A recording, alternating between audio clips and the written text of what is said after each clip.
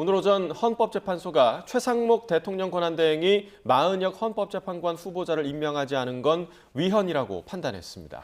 윤 대통령 탄핵 심판에 어떤 영향을 미칠지 관심이 큰데요. 오늘은 차진아 고려대 법학전문대학원 교수 그리고 손정혜 변호사 함께합니다. 두 분 어서 오십시오. 어서 오십시오. 안녕하세요. 자, 오늘 오전에 이제 헌재에서 굉장히 좀 중요한 선고 결과가 나왔습니다. 그러니까 최상목 대통령 권한대행이 마은혁 헌법재판관 후보자를 임명하지 않았었잖아요. 그러니까 3명 중에서 2명만 임명을 했었는데 그 사건에 대한 선고였죠? 그렇습니다. 헌법상 헌법재판관들을 선출함에 있어서 국회 목에 부여된 국회의원들이 추천할 수 있는 재판관에 대한 선출 과정이 있었음에도 불구하고 이 실질적으로 임명하지 않음으로 인해서 이 공백이 발생한 이 상황이 위헌적인 상황인가 아닌가에 대한 헌법재판소의 판단이 있었는데요. 이 부분과 관련해선 위헌적이다라는 최종적인 결과가 나왔습니다. 즉 국회의 이런 어떤 재판관에 대한 추천과 선출할 권리는 실질적으로 헌법에서 부여된 그 의무사항이기 때문에 임명 의무가 있음에도 불구하고 부작위로서 임명하지 않은 것은 헌법에 위반된다라는 점이 확인됐습니다. 예. 네. 그러니까 표현이요. 헌법재판소가 우원식 국회의장이 국회를 대표해서 마은혁 후보자 미임명과 관련해서 최권한대행을 상대로 낸 권한쟁의 심판을 결과적으로 인용한 건데 표현 이렇게 얘기하면 좀 어렵죠. 쉽게 얘기하면 이 마 후보자를 임명하라는 뜻이죠. 임명할 의무가 있다 이렇게 확인한 것인데요. 네.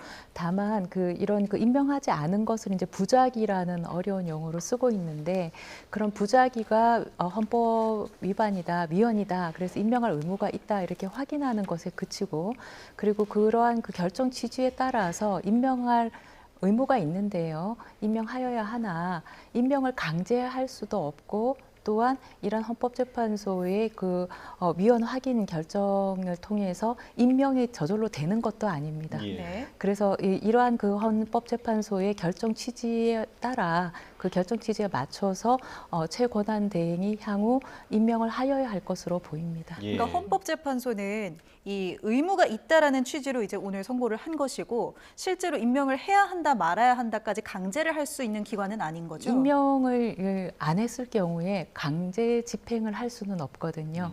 또는 자동적으로 임명하는 효과가 있는 것도 아니고 이것이 일반적인 어떤 그런 형법이나 민법 이런 걸 위배했을 때는 국가가 형벌권을 강제로 네네. 행사하거나 강제 집행을 하거나 이러지 않습니까?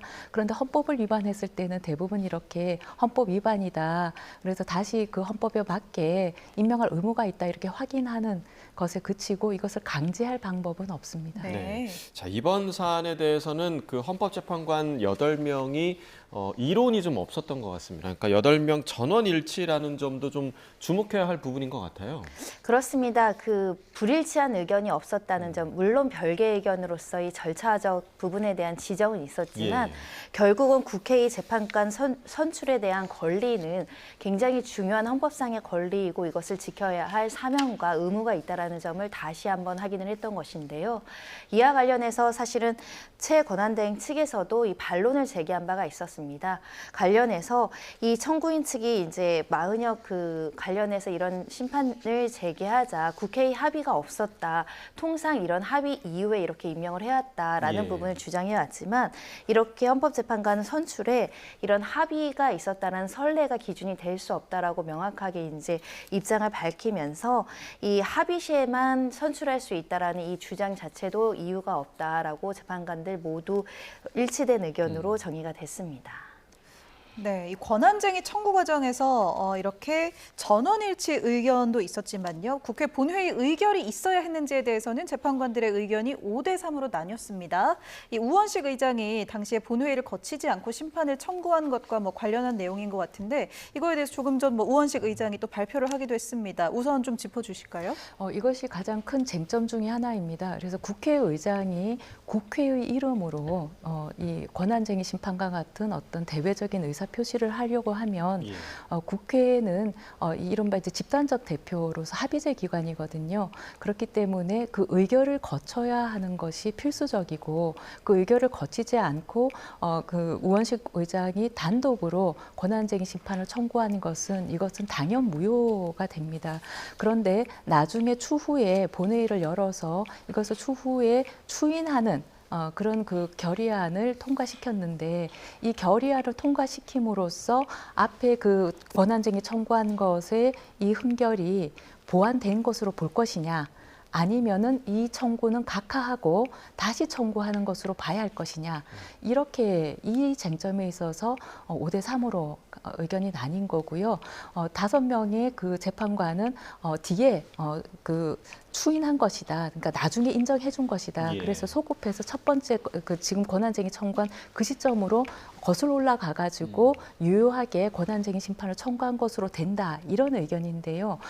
반대의 의견은 그런 것이 아니고 애시당초 의결을 거치지 않고 의장이 단독으로 청구한 것은 너무나 심각한 하자이기 때문에 이것을 사후에 소급해 가지고 거슬러 올라가 가지고 추인할 수는 없는 문제고, 앞에 것은 각하하고 뒤에 걸로 다시 청구한 걸로 보든지 해야 한다, 이런 의견입니다. 근데 이것이 왜 중요하냐면 이 사건에서는 그렇게까지 법정 의견대로 하든 반대 의견으로 하든 결과에서 별 차이가 없는데요. 추후 이것이 다른 사건에서 큰 영향을 미칠 수가 있습니다. 왜 그러냐면 이 사건은 이제 임명을 하지 않은 부작위가 대상이라서 하지 않은 부작위를 대상으로 할 때는 청구 기간에 제한이 없습니다. 그래서 별로 이게 결과에 차이가 없는데요. 만약에 어떤 적극적으로 어떤 한 행위, 처분이 다른 국가기관이나 지방자치단체 권한을 침해한다라고 해서 권한쟁의 심판을 청구했을 때 국회가 지금처럼 의장이 의결을 거치지 않고 단독으로 했을 때는요, 그러한 권한 침해가 있은 날로부터 그 180일 그리고 이를 안 날로부터 60일 이내에 청구해야 되는데요. 그 의결을 거치지 않고 있다가 마지막에 이렇게 흠결을 보완한 게 그 청구 기간을 넘긴 뒤에 보완을 하게 되면 이거는 다 각하해야 되는 사안이거든요.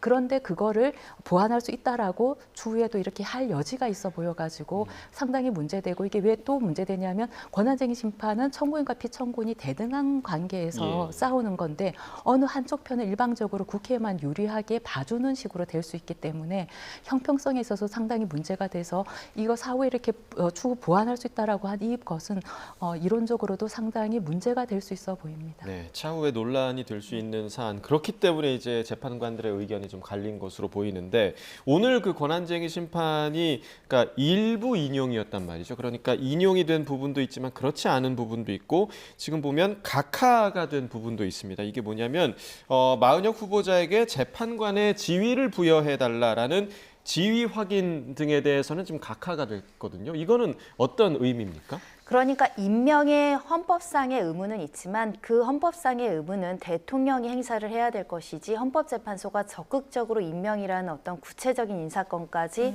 허용할 수는 없다. 우리 권한이 아니다라는 그러니까 임명을 부분을 강제할 수는 없다라는 거죠. 확인한 것입니다. 그러니까 한마디로 임명에 대한 의무는 원칙적으로 있지만 임명에 대한 의무의 주체는 대통령이기 때문에 헌법재판소는 적극적으로 대통령을 대신해서 또는 대통령의 업무를 권한대행으로서 임명을 해서 형성적으로 이 사람에 대한 임명권을 행사할 수는 없기 때문에 이에 대한 권리는 인정되지 않는다는 취지, 이런 종류의 소송은 부적합하다는 취지로 이제 각하를 내렸다라는 측면에서는, 즉 결국은 선출에 대한 권한은 국회에게 있고 선출된 권한에 대해서 이것을 헌법상으로 받아들일 의무는 대통령에게 있다라는 점을 다시 한번 확인했다라고 보이는 상황입니다.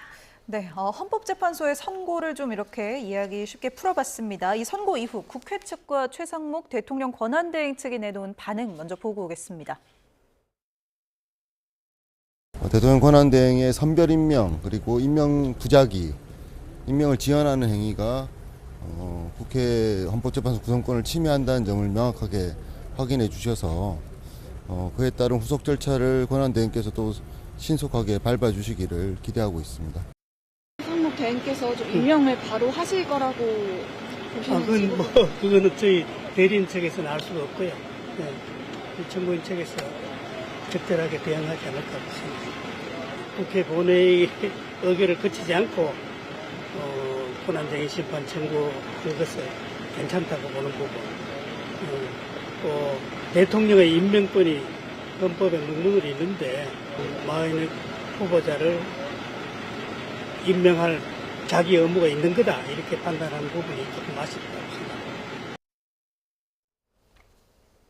네, 이렇게 영상 보고 왔습니다. 이렇게 헌재가 마은혁 후보자 미임명이 권한 침해다라고 인정을 했잖아요. 그렇다면 이제 최대행이 뭐 즉각적으로 임명을 할지 안 할지 이런 거에도 관심이 쏠리고 있는데 이제 오늘 결정이 났기 때문에 재판관을 임명할 의무가 바로 생긴 겁니까?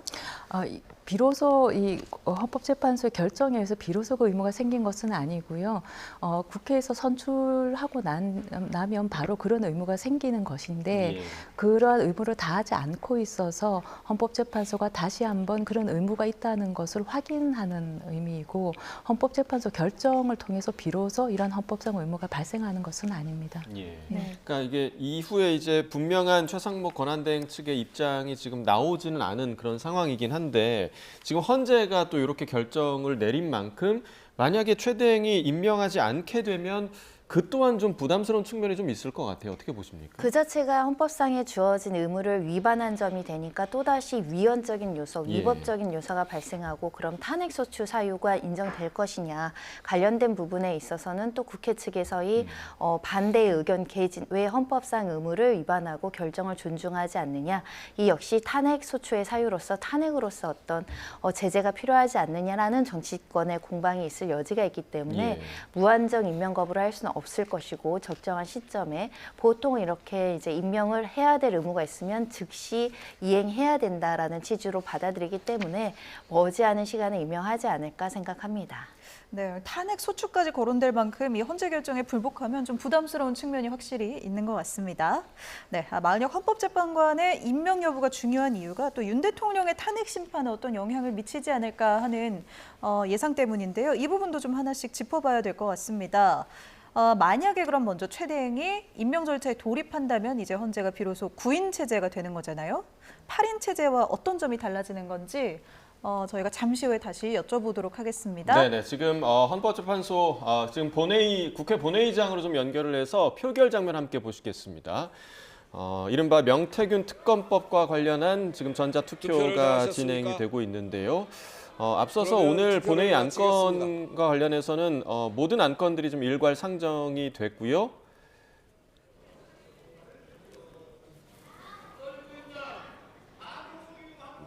네, 지금 표결 결과가 화면에 투표 결과를 비춰지는 것 같습니다. 말씀드리겠습니다.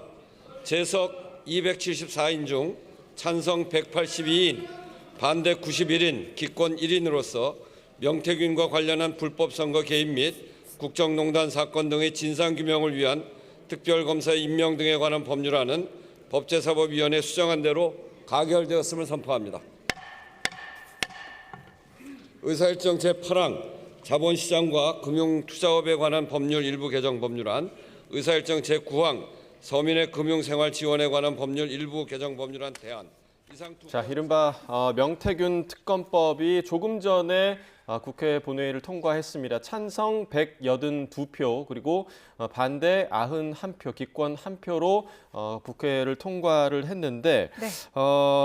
명태균 씨를 둘러싼 이 공천 거래 그리고 여론 조작 의혹을 규명하기 위한 명태균 특검법이 지금 6개 야당에 의해서 공동 발의가 됐던 상황이고요. 네. 특검 수사 대상으로는 지난 대선과 또 그 이후에 치러진 국회의원 또 지방선거 과정에서 명 씨가 불법 또 허위 여론조사를 제공하고 공천이나 이권 또 특혜를 챙겼다는 의혹이 담겨 있습니다. 네, 이 해당 특검법에는 윤석열 대통령 부부의 이름도 적시돼 있는 것으로 알려졌는데요. 이 특별검사는 대법원장이 추천한 후보 2명 가운데 1명을 임명하도록 했습니다. 여당은 관련해서 오늘 오전에 의원총회를 열고 당론으로 부결하기로 총의를 조금 전 모았었는데요. 이 법안이 여당 반대 속에 야당의 주도로 법사위 소위와 전체 회의를 통과했고 오늘 본회의에 상정된 안건 중 7번째 안건이었는데 조금 전 보신 것처럼 찬성 182표, 반대 91표, 기권 1표로 가결됐습니다. 네, 자 이른바 명태균 특검법과 관련된 이야기를 좀 두 분과 좀 나눠보면 자 일단은 변호사님 이 명태균 특검법에 어떤 내용이 담겨 있길래 여당에서는 이렇게 반대를 했던 겁니까? 기본적으로는 명태균 씨가 소위 말하는 정치 브로커 아니냐 이런 논란이 제기되고 있고 예. 정치 브로커로서 그 당시에 이제 공정한 선거 절차를 위반하거나 부당하게 선거에 개입했거나 특히 이제 국민의힘의 주요 정치인들과 모종의 어떤 정치자금법 위반이라든가 인사청탁이라든가 이렇게 당내 경선에 위력을 행사하거나 영향력을 행사했는지 여부 이런 것들이 굉장히 중요한 요소가 될 것으로 예상이 되는데요.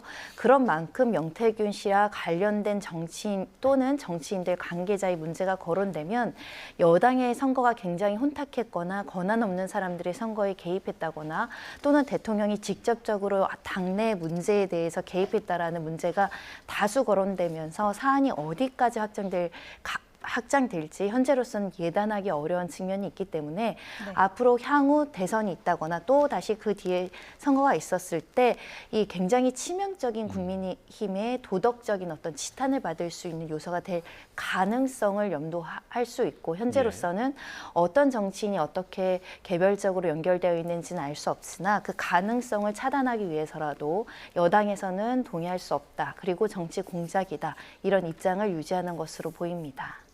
네, 조금 전에 저희가 뉴스 속보로 함께 보셨습니다. 국회 본회의에서 이렇게 명태균 특검법이 가결됐는데요. 여당은 오늘 이 부결하기로 또 당론을 정한 만큼 계속해서 반대하는 입장이었잖아요. 당연히 뭐 최상목 권한대행에게 제2요구권 행사를 요청할 것 같은데 이 점이 또 변수가 되지 않을까 싶어요. 그렇습니다. 결국은 이 부결 당론이 결정되어 있는 만큼 민주당에서는 결국 200석에 대한 투표 가결 요건을 충족하지 않는 이상 사실상 특검법안을 실효적으로 행사하기는 굉장히 어려운 측면이 있다. 결국은 국민적 여론과 특히 여당 일부에서 이탈표가 나와야 된다는 결론에 이르게 되는데 관련해서 명태균과 거리가 있고 전혀 명태균 이슈에 리스크가 없는 여당 정치인 중에 같은 뜻을 지지하는 사람들이 존재하지 않는 한 제2요구권 행사에 굉장히 좀 어려운 처지에 처해지지 않을까 합니다. 네.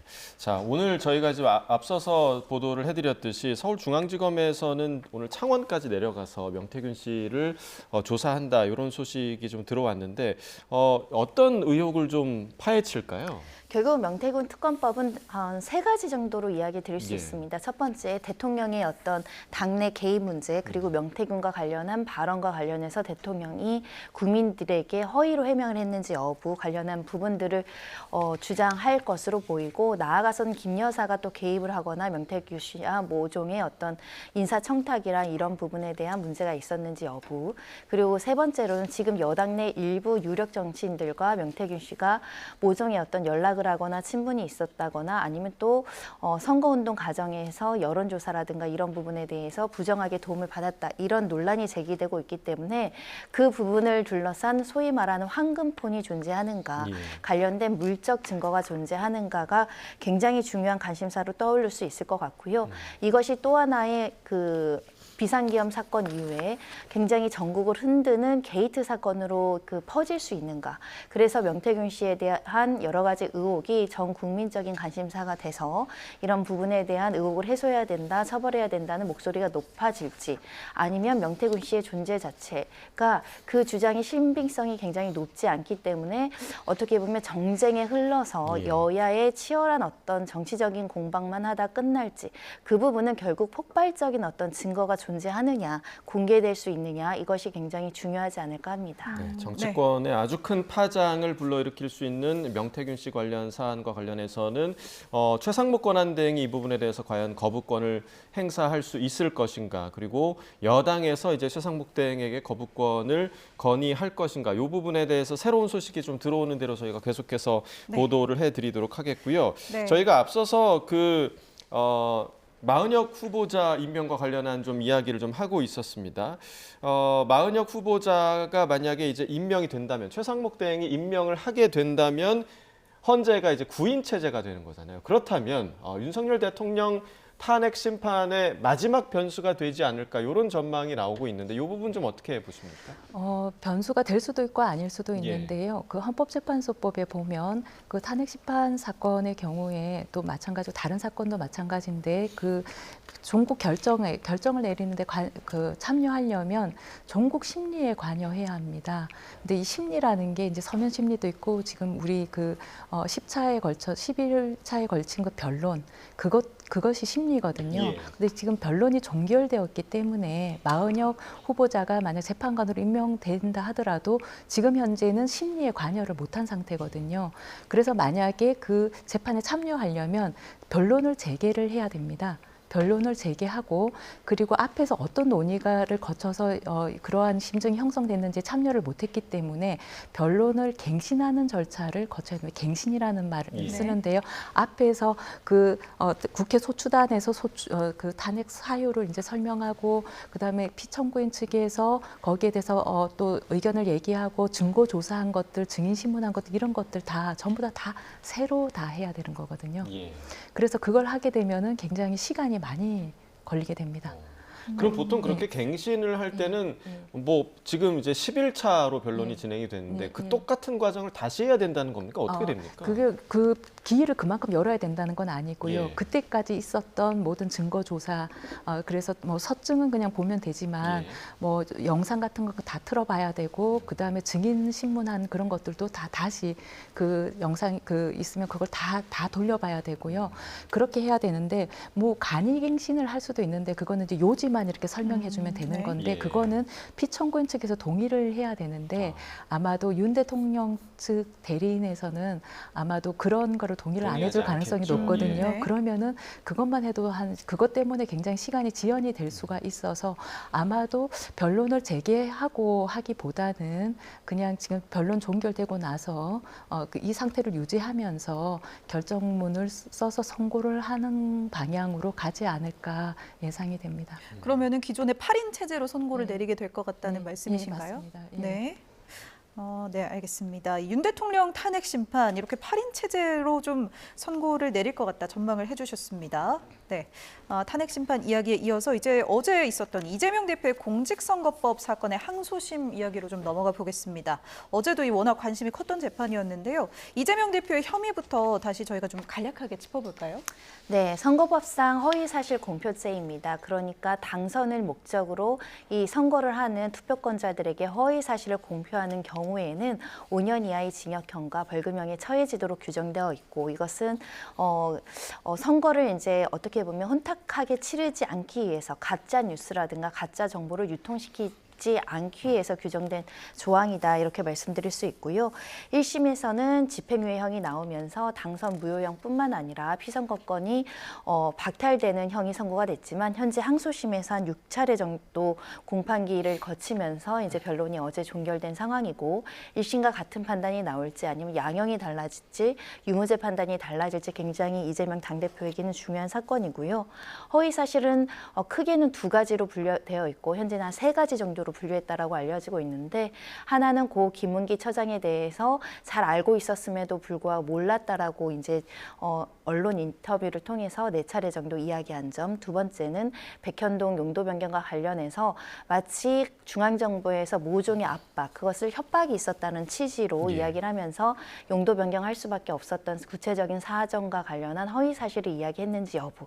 이것을 쟁점으로 현재 항소심이 진행되고 있는 상황입니다. 네, 자, 형사재판의 사안이지만 차 교수님께도 한번 좀 여쭤보자면 어제 이재명 대표가 최후 진술에서 지금 문제가 된 발언들을 허위라고 생각하고 말한 바가 없다. 이 점을 지금 굉장히 좀 강조를 했거든요. 그러니까 이재명 대표 측이 취하고 있는 전략이 좀 어떤 거라고 볼 수 있을까? 그러니까 이 말만 보자면 나는 그렇게 말하려는 고의가 없었다. 이렇게 들리거든요. 예, 맞습니다. 어떻게 보십니까? 맞게 보신 거고요. 예. 그래서 이미 이제 객관적인 사실과 이재명 대표가 말한 그 내용이 틀리다는 것은 그래서 허위라고 하는 점은 돌이킬 수가 없는 점이고 바꿀 수가 없기 네. 때문에 그렇죠. 이미 그 발언을 했기 때문에. 바꿀 수가 없고 그건 확인 가능한 거지 않습니까? 않습니까? 그렇기 때문에 그리고 그것은 예도 그 국토부 공문에서도 그런 의무가 없다. 뭐 저기 판단하시기 바랍니다. 이렇게 공문까지 있는 사안이라서 그걸 바꿀 수가 없기 때문에 이제 바꿀 수 있는 부분은 자신은 그것이 사실과 부합하지 않는 건지 모르고 자기는 진짜로 믿고 말을 했다. 이렇게 해서 고의가 없었다. 이렇게 주장하는 것으로 보입니다. 예. 예. 네, 어제 이 최후 진술 화면을 또 보면요. 뭐 내가 기억하는 것이 당시에는 진실이라고 믿었는데 나중에 기억이 소실돼서 자신에게 유리한 내용으로 바뀐다는 사실을 알게 됐다. 김문기 씨와 관련해 이런 이야기를 했고요. 또 백현동 발언 관련해서도 이제 뭐 표현상의 좀 부족함을 감안해달라. 그러니까 처음에는 압박이라고 설명을 하다가 화가 나서 협박이라고 좀 과하게 표현을 했다. 그래서 허위라고 생각하고 말하는 그런 고의성이 없는데 검찰이 너무 과하다. 정상적인 검찰권 행사라고 생각되지 않는다. 이런 발언을 했습니다.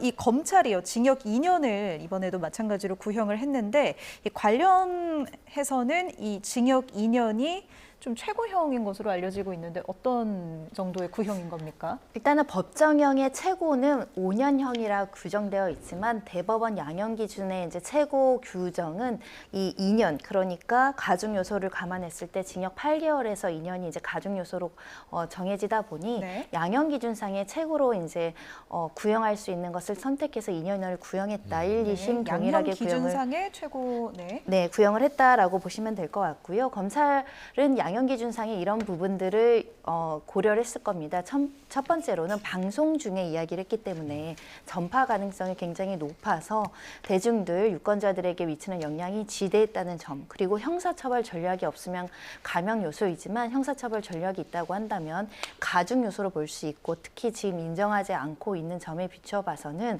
감경된 요소로는 70만 원에서 300만 원 정도거든요. 그러니까 당선 무효이 아닌 70만 원도 사실 구형될 수도 있는 겁니다. 네. 그런데 선처하거나 감형될 요소보다는 가중 요소가 높기 때문에 그중에 가장 높은 그 양형 기준으로 설정되어 있는 2년형을 선택해서 모두 1, 2심 동일하게 이제 구형을 한 상황입니다. 네, 앞서서 이제 이재명 대표가 고의성이 없었다는 점을 좀 강조하기 위한 그런 발언들을 많이 했다, 이렇게 말씀을 드렸는데, 또 반대로 검찰에서는요, 그러니까 과거에 이 대표가 공직선거법을 위반한 전력이 있는 사람이다라는 점을 좀 부각했다고 하는데, 이거는 그 반대 전략 아닙니까? 그러니까 과거에 이런 전력이 있기 때문에 아마도 이 발언도 고의성이 있는 발언이었을 것이다라는 점을 좀 부각하려는 의도일까요? 그런 것이죠. 그러니까 우리가 양형에 있어서 그런 것이 굉장히 많은 영향을 미칠 뿐만 아니라 그 사람이 비슷한 전과가 있다 이렇게 하면은 그 비슷한 전력에 비추어 봤을 때 비슷한 유형의 범죄를 다시 저질렀을 가능성이 높구나. 예. 이렇게 추론이 가능하기 때문에 그러한 전략을 쓴 것으로 보입니다. 예. 이 1심 양형 기준에서 이 벌금형의 전과밖에 없었다 뭐 이런 것도 있었지만 또 이 사실 범죄로 어떤 이득을 본 것이 없다는 셈이 되잖아요. 그러니까 당선되지 않았으니까 이 부분은 좀 양형 기준에서 큰 영향을 미치지는 않는 건가요? 예, 그 당선됐느냐, 당선되지 못했느냐 이것 자체가 중요한 것이 아니고 이 허위사실 유포, 허위사실 공표죄라고 하는 것은 민주주의의 근간인 선거에 있어서 유권자의 판단을 흐리게 함으로써 이 선거 자체를 왜곡시키는 그러한 네. 범죄거든요. 그렇기 때문에 이것은 민주주의를 위협하는 굉장히 중범죄라고 할 수 있고, 특히 기존의 어떤 다른 사건에서의 양형은 보통 벌금형으로 끝났는데 이 이재명 대표의 1심 선고에서 이제 징역형 선고가 나서 법조인들도 조금 놀란 부분이 있는데요. 가만히 다른 사건이랑 비교를 해보니 다른 사건들은 선거 단위가 군수라든지 이렇게 작은 네네. 단위였어요. 그런데 대통령 선거라고 하는 것은 전 모든 국민이 이제 선거에 참여하는, 그리고 국가의 원수이자 집행부의 수반을 선출하는 가장 민주주의에서 가장 중요한 어떤 선거라고 할 수 있는데, 그러한 큰 선거에서 유권자의 판단을 흐리게 하는 그런 왜곡된 정보를 의도적으로 이제 공표한 것이라는 점에서, 그것도 어떤 전파 수단이 매우 높은 방송이라고 하는 수단, 그것도 이게 판례를 미리 준비해가지고 철저하게 준비해서 했다는 점에서, 그래서 아마 중형을 1심에서 선고된 것 같고, 같고요. 예. 그래서 구형도 검찰의 구형도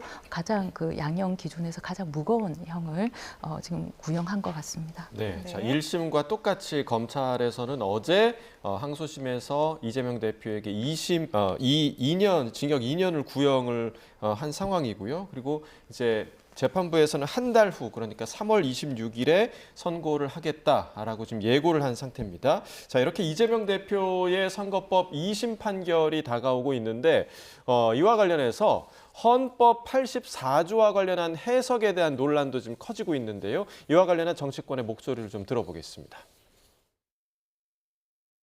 또 이재명 대표가 국민의 선택을 받는다고 하면은 저는 뭐 그다음 재판은 진행할 수 없다고 생각합니다. 일단 헌법 84조가 내란 외환의 죄의 경우를 제외하고는 소추할 수 없다고 되어 있기 때문에 국가 원수이고 국민이 선출한 대통령을 그 직무의 그 안정성을 좀 보장하기 위한 것이거든요. 그렇기 때문에 저는 뭐 또 그 부분에 관련해서는 사법권이 미치지 않는 걸 전제로 하는 겁니다.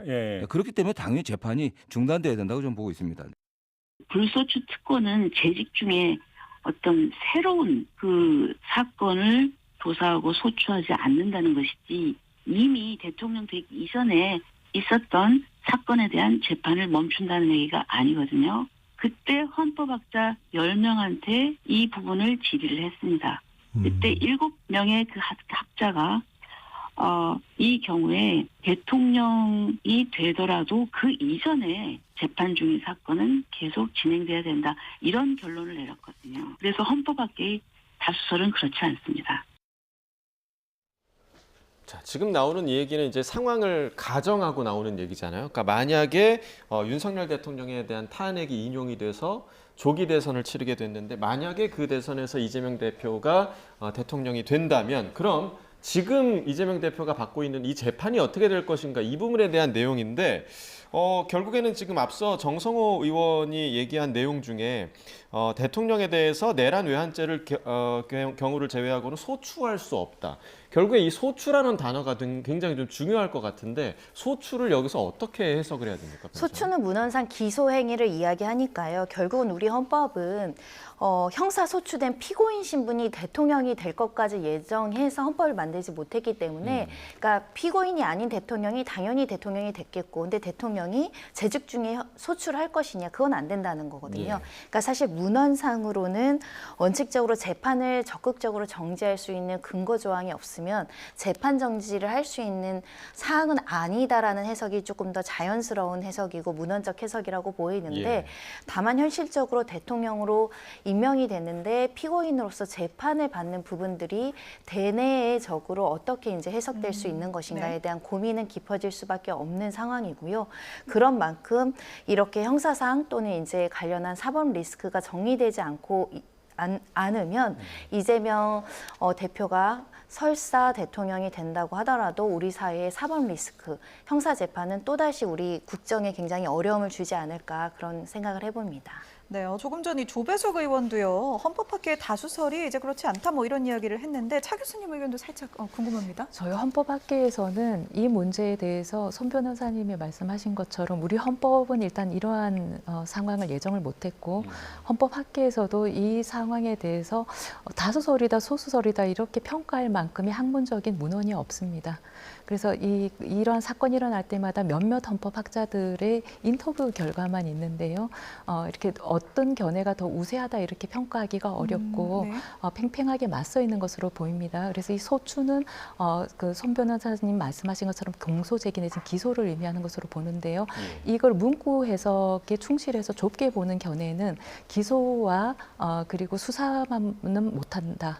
그러나 이미 기소가 되어 있다면 형사재판은 진행할 수 있다 이렇게 보는 견해가 있고 이 법의 취지를 생각한다면 네. 어떤 국정 안정의 어떤 국정 운영의 안정이라든지 어떤 국격을 생각한다든지 대통령의 직에 대한 신뢰 확보 이런 것을 생각한다면 공소 제기를 못하는데 공소 제기된 뒤에 진행은 더 못하는 거 아니냐 네, 취지를 이렇게 생각한다면, 그렇게 네. 해서 재판이 정지된다라는 견해가 있는데 저는 이제 후자의 견해가 조금 더 설득력 있다고 생각하는 편입니다. 아무래도 네. 지금 벌어지고 있는 많은 일들이 헌정사상 지금 초유의 일들이 굉장히 많이 벌어지고 있기 때문에 예상치 못한 네. 그런 부분 때문에 이제 굉장히 의견이 좀 분분하고 나뉘어져 있는 것 같은데요. 이런 부분들이 또 어떻게 정리될지 지켜보는 것도 우리의 과제인 것 같습니다. 네. 자, 차진아 고려대 법학전문대학원 교수 그리고 손정혜 변호사 두 분과 함께했습니다. 말씀 고맙습니다. 고맙습니다.